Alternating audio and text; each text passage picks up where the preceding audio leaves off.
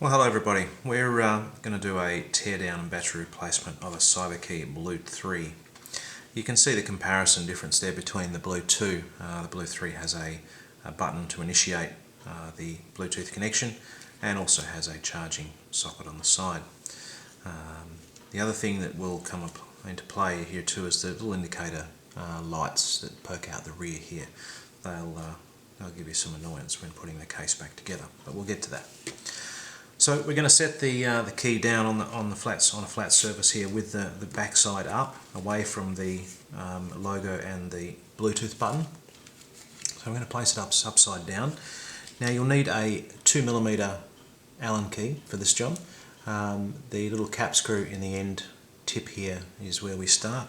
So we're just going to unscrew him and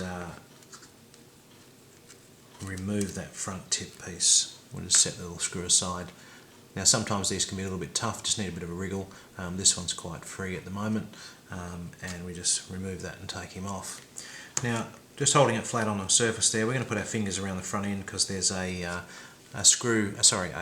nut and spring that will pop out of in there. So we're just going to put our fingers there to limit the distance that he might shoot off. So we'll just hinge the top up. As we can see at the back here, the two halves of the clamshell of the key are connected together by sort of a hinging arrangement, which means the top has to hinge up like so. So we're just going to lift up the front end over here first. I'm going to put my finger over that little nut and spring that's there just to stop him popping out while I remove the rest of the back shell. Set it to one side. I'll probably then just use the Allen key to flick the little nut up out of the way, just put him over to one side, and the same with the spring, just use the Allen key to control it and pop him out of there. That's that bolt, Allen key, bolt and nut and spring are where you get one of the DC connections through the front tip through to your lock.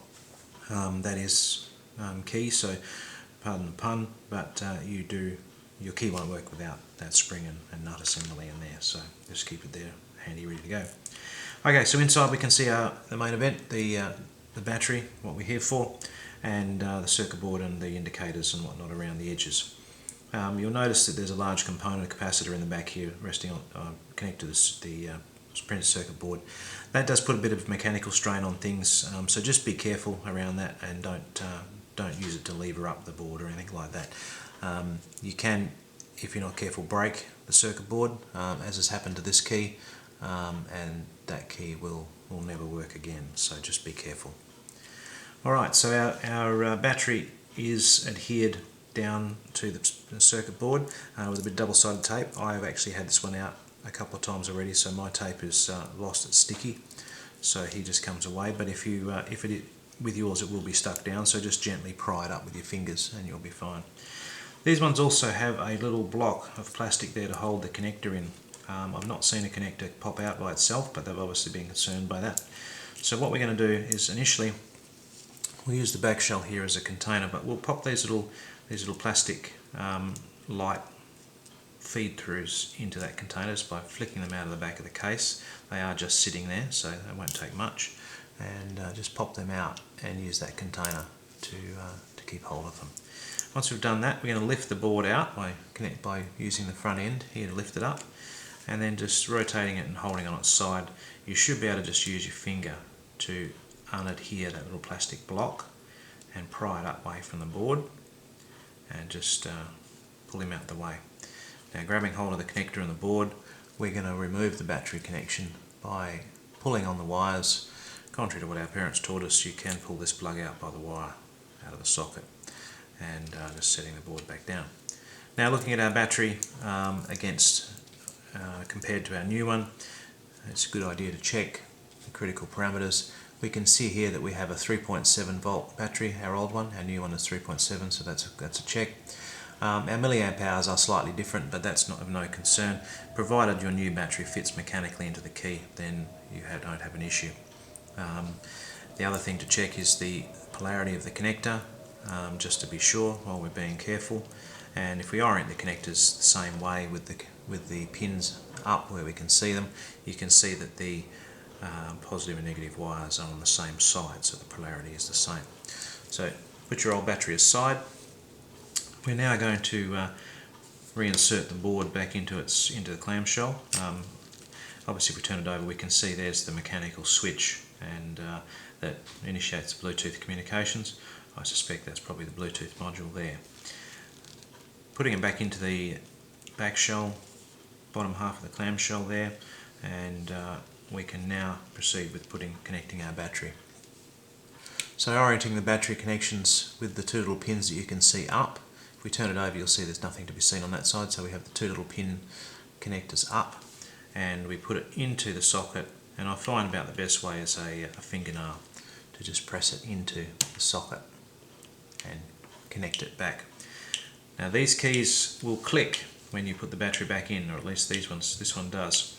Don't worry about that, it'll beep and boot up and behave shortly. We're going to put that little bit of plastic, that little plastic block back in and just press him down, and then replace it back into the key back shell. Turn your battery around and dress your cabling a little bit. That'll help you later on, just to get it to sit and behave itself. That will serve you well later. Now, the only thing that remains to, oops, yeah, we're just pressing the button there and initiating Bluetooth. So what we need to do now is put these two little light feed through back into the back here. Now you'll see, oops, he just disappeared in the hole. We'll shake him back out. That's why we have this container here, for that purpose. He's going to play dumb and not come out. So in that event, just open up, tip him out. Obviously put the button back in the hole. Make sure it's up the right way. It's around the wrong way now. So we're going to put the button back in, so the blue 3 writing is around the right way. Hold that in with our finger. Put that circuit board back in. Now these little fellas, you'll see they're sort of in a H section, and they fit in the notch here. So they're small, and I have fat fingers, so you won't be able to see much of this, but we're going to put it in there, and it's going to sit in that section, that little indent that's in the bottom clamshell, and it just presses in and sits. The other one's the same. It's just going to fit in that little H section there, and that little groove, and just press and sort of lock down. Okay, now that we've got those back in, we're going to put our nut and spring assembly back into the front. So I'm going to put the nut momentarily back onto the cap screw, just a few turns, not too far, and use that to pick up the spring.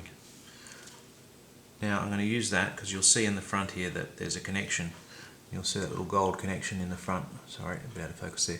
That little gold connection in the front is where the spring connects to the circuit board, and through the spring to the front tip of the key. So we're going to use the bolt and nut to just feed that spring in there. We're then going to compress the spring with the bolt. It doesn't like me pushing the button on the back there too much, but that's alright.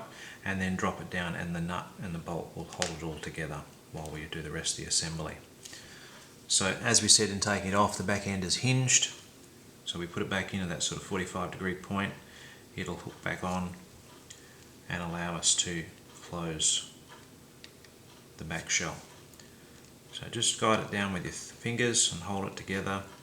It will resist a little bit. Just check your back end. You can see there that one of those little lights hasn't lined up right for me, so I'm going to have to try again. And it's probably going to pop out the spring at the front, which it has. So it may take some trial and error. These ones are not quite as easy as the Bluetooth to put back together. So just press him down into that little groove again. Try and get him to stay there. We're going to have to put the spring back in again. So pick it up with the Allen key and the bolt and guide it into the hole. Press it in, click it down. Put your finger over that. It's always good to hold it down with your finger. Make sure he's in down there again, and lock the back shells together, and it's still messed up. Maybe third time's the charm. So perhaps I had it in a little bit too far. the light assembly might have been pushed in the box a little bit too far, which was fouling the case from closing. So third time's the charm.